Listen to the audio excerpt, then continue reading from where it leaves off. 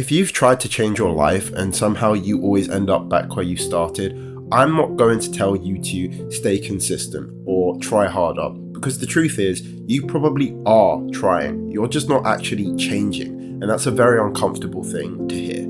I used to think I was someone who wanted to change. I'd have my moments where everything clicked. I'd tell myself, this is it, this is where everything turns around. And for days, maybe even a couple of weeks, I was different, disciplined, aware, and in control. And then slowly, I'd go back to the same habits, the same decisions, the same version of myself I had said I'd hated. And the worst part, I couldn't even lie to myself about it anymore, because deep down, I knew exactly what was going on. Most people think they fail because they lack motivation, they lack discipline, or they just haven't found the right method yet. But that's not it. That's the comfortable explanation. The real reason is harder to accept. You don't fail because you can't change.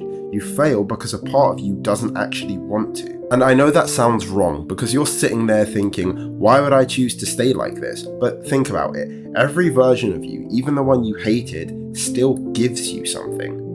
For me, that version of me who drank too much, who chased validation, who avoided responsibility, he wasn't just bad, he was comfortable. He didn't have to think too much. He didn't have to face himself. He didn't have to sit alone with his thoughts and ask, what kind of person am I actually becoming? And that's the part nobody talks about. Change isn't just hard because it takes effort. It's hard because it takes something away from you. I'm sure many people have heard this quote by Friedrich Nietzsche, and he says, "He who has a why to live can bear almost any how." But what people don't realize is if your why isn't strong enough, you'll always return to what's familiar, even if it's destroying you. There were times in my life where I knew I was messing everything up. Relationships, my own self-respect, the way I treated people, and I'd still go back. Not because I didn't know any better, but because that version of me didn't require growth. It required nothing. And when you're used to that, discipline doesn't feel empowering, it feels suffocating. So here's what's actually happening. You're not fighting your habits, you're fighting your identity. Because habits, they're just actions. Identity, that's who you believe you are.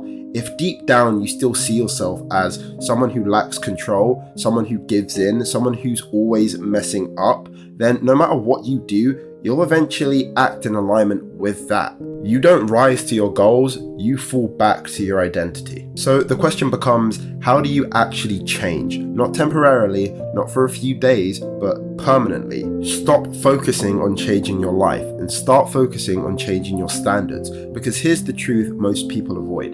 You don't get what you want, you get what you tolerate. If you tolerate going back to people who don't respect you, falling back into habits you said you'd quit, breaking promises to yourself, then that is your standard, whether you admit it or not.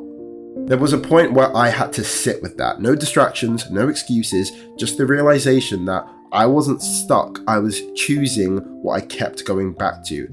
And that's where it shifts, because once you see that, you can't unsee it. People spend their lives trying to become someone new, without ever letting go of who they currently are, and that's why they stay the same.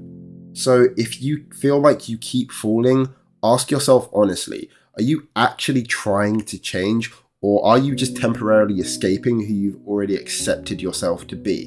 Because until that changes, nothing else will.